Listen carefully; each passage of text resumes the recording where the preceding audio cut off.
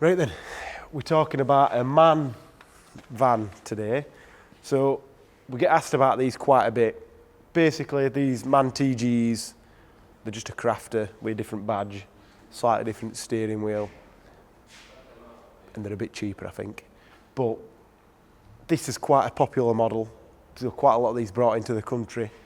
This is they're all a 2 litre, but this is the 140, and this is a 4x4 one, which you could tell by the KO2s, but all they do is ruin the fuel economy. They don't make this van any better. But this is Lee's van. I actually bought his old van off him and I've still got it. That's what the kids go in and everything. But this, nice spec. This is the colour I'd have if I had one of these vans. I really do want one, but I want the rear wheel drive with a 7-ton gross train weight so we can tow a 3.5-ton trailer and still have the van fully loaded, because if you watch the Amarok videos, there's not many vehicles around that have got the 7-ton gross train weight, so you're always robbing Peter to pay Paul if you're having a big trailer on there, and you just drive better if you've got 3.5 ton in your van and your trailer's 3.5 ton. You've not got the tail wagging the dog. But anyway, so the tuning on these is pretty much exactly the same as the crafters. The main problem we've got is with these vans, I think even the smallest one wouldn't fit our dyno just because of the height. So can't please everybody. Can't have a dyno so that's too big all the year just to put 1 or 2 of these on. The 102s are the same engine, pretty much just detuned, and then they do a 180, which is a bi-turbo, and a 177 in the crafters, but it's 180. And they're twin turbo, so they are a bit different, but in essence, if we can tune this, we can tune them. So because this won't go on the dyno, you can see we're weighing it at the minute, and this is completely empty. Nothing really in the front, just a spare number plate for the trailer, and just a few little bits. Sometimes there's jet skis going here, that's why that's got that. But as you can see, the weight, if it stops bouncing about, is it going to give up? The tyres have got some flex in them. 2513.5, and this has got pretty much a full tank. I've done about 5 miles in it since we filled it up, so a pretty even weight distribution as it stands. Obviously medium wheelbase, high roof. If you've got a long one, I think they weigh about 100 kilos more, but this weight plus Tom and his laptop, which will weigh him on these scales before he gets in it. Wouldn't need to weigh him while it's on the corner weights, but we'll weigh him, add that in, and we'll do the Dyno Road. So we'll let Tom do that, and then we'll pick this video back up and see what power it does standard, see what power it does tune, because this has been tuned for quite a while now, so we do know the tune's fine, not caused any problems. It has had an engine light for a bit, for a glow plug, but that's by the by. So yeah, we'll pick this back up when Tom's had a little play and made sure it's making sense, then we'll go from there. So, we're out in the MAN van. Turned into a bit of a nightmare because by the time Tom had done what he was doing with the Dyno Road yesterday, because it were already tuned, so we had to mess about a little bit. So it took a couple of hours to get it all set up, weighs and all that stuff. So Tom weighed 71.5 kilograms, so that takes it to 2583 kilograms, so quite heavy. I'm a little bit heavier, but I ain't got a laptop, so should be alright. So standard it was 130.5 horsepower, which is a 140. A little bit of error can be there. There's no, on our dyno at least, we'd be saying these tyres are knocking a little bit off and stuff like that, so sounds about right. And it did 228 pounds-feet of torque, so not too bad. It's about where it should be. Pretty sure that's in line with the factory figures anyway. If not, Danny will flash them up and tell me I'm wrong. But it's empty at the minute, this van. Obviously it still weighs nearly 2.6 ton with a driver in it and 3/4 tank of fuel there. So it's not the lightest of things. Maybe a 0 to 60 is not the best indication of power, but it drives alright. I've drove it all over the place, just been to Brands Hatch and back with a trailer on and stuff like that, so pretty happy with the tune power. We know what power it's at. Put the graph up.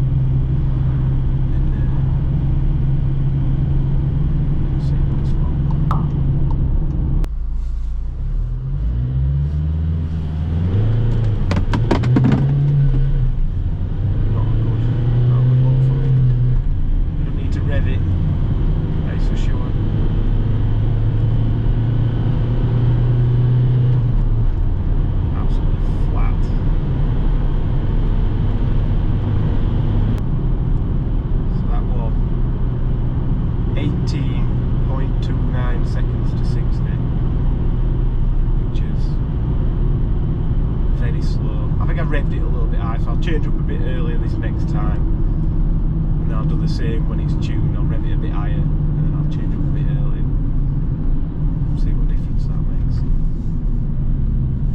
Yeah, 4-wheel drive, so we've not got any chance of wheel spin. It's dry. These tyres definitely don't make it any faster. See what miles we got going on. So when you're driving it like you've nicked it, 18 miles per gallon seems to be the number that's coming in. I think from my driving with no trailer on, been seen about 28, 29 miles per gallon, and with a trailer on, the big trailer, it goes down to like 17, 18, with a small trailer about 19, 20, something. Not the best economy in the world.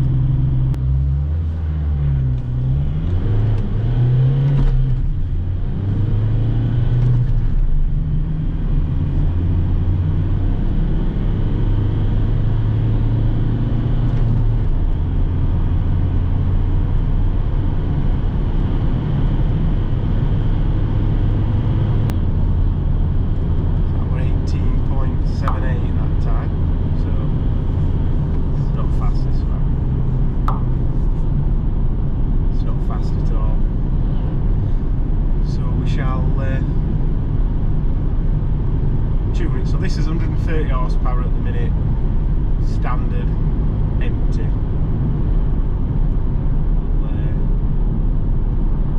We'll see what we can get it to do. Definitely a lot quicker with a tune on, so we'll see how we get on. Time to flash it. Ready? Tom's just flashing the file onto there. So this is a file that we've developed over probably 2 or 3 weeks, back and forth. Every time Lee comes, flash the tune on, send him on his way.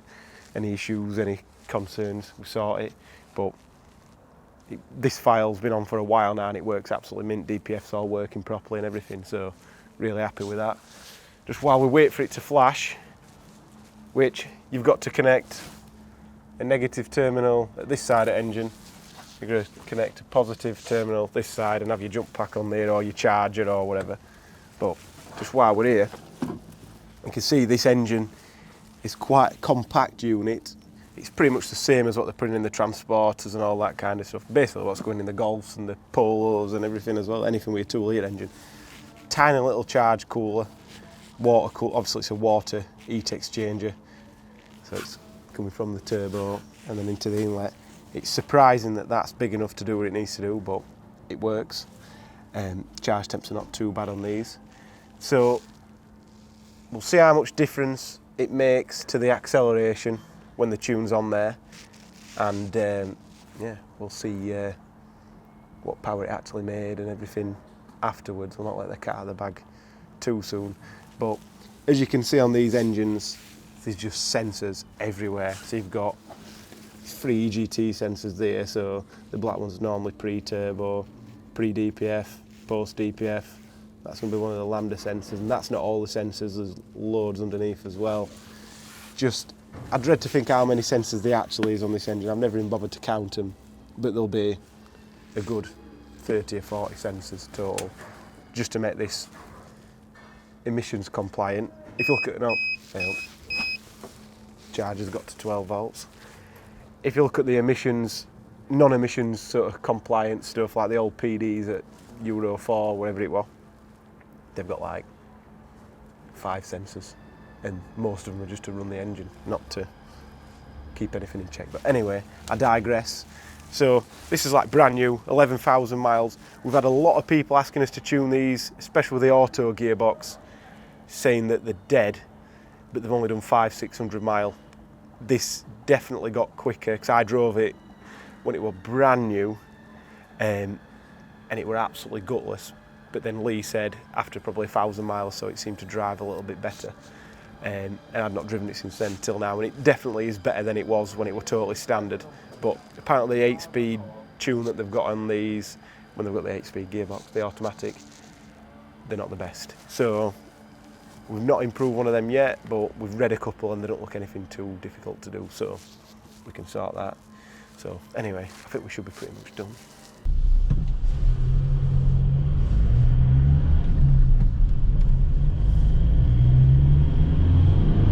Yes, straight away you can feel there's more there. As soon as you put your foot down, you've actually got acceleration, which is nice. It's super flat before. See what it feels like at upper RPMs as well, that makes a big difference.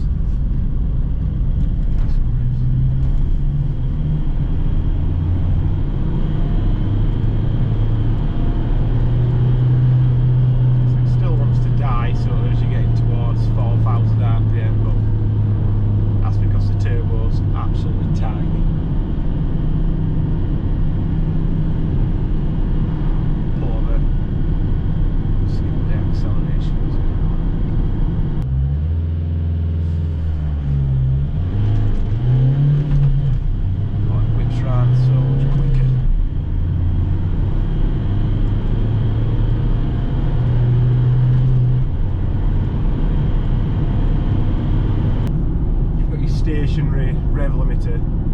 If you let clutch up a bit too fast, it just wants to die down a bit, so you've got to be steady on your clutch. So it's not going to be the perfect test. But 14.1 seconds.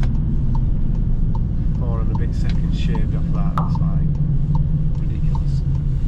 I think we can do it a bit faster. It was slower this way last time, but I think we can probably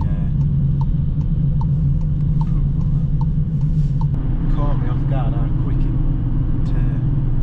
whipped round in first gear, got it nearly to 5,000 RPM, so I need to change up a bit quicker, I think.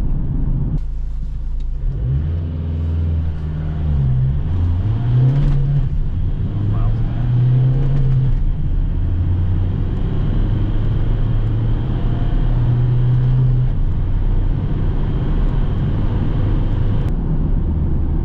Massive difference. So I tried both as standard. Maybe I could improve it standard. I'd say it's 18 seconds standard. I don't know the book figures. I never look, because then you just keep trying to get the book figure. But 18 seconds standard, that was as good as it was going to get, I'd say. That would have 12.89. So over 5 seconds improvement. I'm sure there's more metrics to look at that we can see that it's quicker. Obviously in-gear acceleration is probably a more telling attribute. 62 mile an hour, so 100 kilometres, a little bit slower, not a massive difference. So I'll pull up so I'm not getting things wrong. So if we get the graph up, so yeah, standard 130.3, 228.9 pounds, and then tuned, got 183.9 horsepower, which is 53.6 improvement, which is massive. And so what's that in percentage? 41% more. And then torque, 303.9 6.9 pounds of torque, which the torque's not really, it's at the same RPM, if not a little bit lower, which is good. The horsepower's obviously stretched by a couple of hundred RPM.